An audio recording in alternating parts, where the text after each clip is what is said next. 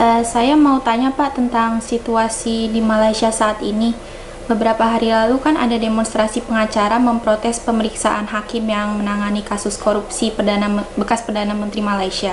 Mereka protes karena pemeriksaan hakim itu dianggap mengganggu kebebasan pengadilan. Sebagai wartawan senior, bagaimana tanggapan Pak Jajang? Iya ya, ramai ya kasus itu sedang ramai di Malaysia. Bisa baca-baca beritanya memang belum jelas mengapa KPK Malaysia itu apa, mengusut kasusnya Tengku Datuk Nazlan ya. Datuk Nazlan salah satu hakim yang memvonis bersalah mantan Perdana Menteri Najib Razak di sana. Disebutkan ada laporan soal transaksi mencurigakan ke rekeningnya, tapi belum gamblang betul sebetulnya kasusnya seperti apa gitu kan. Nah, ini menjadi tantangan memang buat penegakan hukum di Malaysia.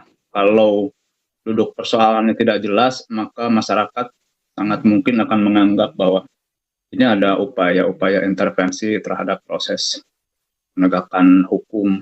Apalagi tadi kan Datuk Nazlan bukan hakim biasa, tapi beliau adalah hakim yang punya sejarah dalam penegakan hukum di Malaysia, yaitu memvonis bekas orang nomor 1 12 tahun gitu ya.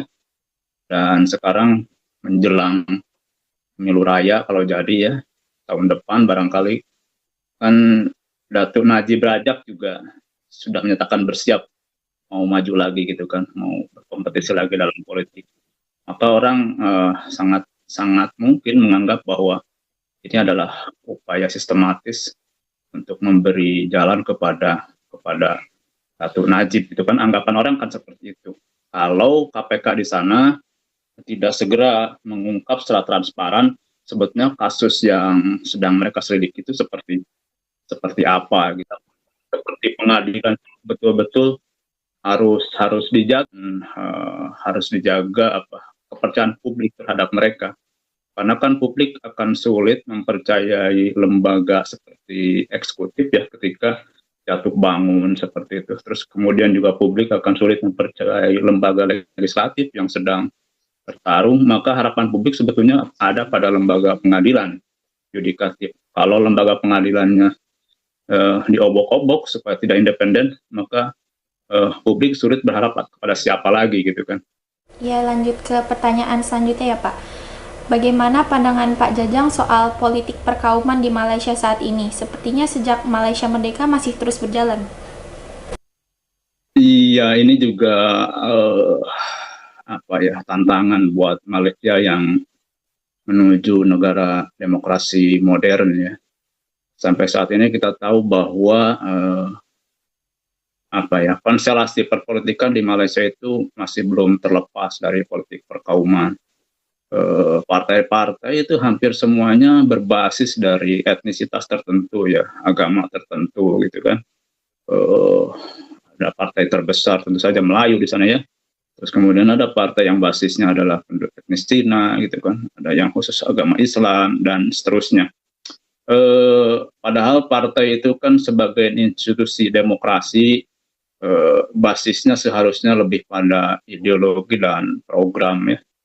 Program untuk memajukan demokrasi di negaranya gitu kan, bahwa partai itu memperjuangkan kepentingan pendukungnya ya memang sudah seharusnya seperti itu. Tetapi ketika pendukungnya itu basis pendukungnya dibelah berdasarkan etnis, berdasarkan agama, berdasarkan pribumi, non pribumi, itu sebetulnya Malaysia sama saja dengan memelihara faktor-faktor yang bisa memicu konflik setiap saat gitu ya. Seharusnya kan partai-partainya itu kalau partainya bergerak menjadi partai modern, justru partai harus menjadi semacam forum atau keranjang terjadi interaksi antar budaya, antar etnis yang berbeda-beda. Partai harus inklusif di dalamnya sendiri, partai harus demokratis di dalamnya sendiri. Jadi terbuka kepada semua etnis yang ada di Malaysia, terbuka kepada semua agama yang ada di Malaysia, kan seharusnya seperti itu. Partai-partai yang membedakan mereka adalah bagaimana cara mereka memperjuangkan kepentingan para pendukungnya. Itu seharusnya seperti itu. Tapi karena di Malaysia partai-partai berbasis perkauman itu masih kuat, maka konflik-konflik horizontal, baik yang nyata maupun yang sifatnya tersembunyi, itu akan tetap terpelihara sampai kapanpun gitu kan. Dan terbukti dalam turbulensi atau pergolakan politik 2 tahun terakhir kan, politik perkauman bukannya mereda atau malah makin mengental lagi, karena para elit di masing-masing partai politik di Malaysia juga terus mengeksploitasi perbedaan-perbedaan itu. Selanjutnya ini soal konsep alam Melayu itu bagaimana Pak? Kok sepertinya semua suku di Indonesia dianggap sebagai bangsa Melayu, dan nama bahasa Indonesia pun mau ditambahin dengan nama Melayu sehingga menjadi bahasa Melayu Indonesia. Iya, ini tadi masih ya apa ya, keutamaan Melayu ya, atau di sana ketuhanan Melayu ya di Malaysia itu. Alam Melayu itu berangkat dari pemikiran seperti itu yang berbau etnosentris, menganggap bahwa etnis tertentu mempunyai kelebihan dari etnis-etnis yang lain, budaya tertentu mempunyai kelebihan dari budaya-budaya yang lain, sehingga perlu diperlakukan lebih istimewa dari budaya-budaya yang lain. Maka paham alam Melayu itu memang bisa menjadi bumerang, bisa menjadi sesuatu yang berbahaya gitu kan. Karena akan semakin menguatkan dari perbedaan etnis. Kalau niatnya alam Melayu itu adalah untuk mencari kesamaan antara negara-negara yang ada dalam satu wilayah, dan dengan kesamaan itu niatnya adalah untuk membangun kerjasama yang lebih erat, maka itu ada nilai positifnya.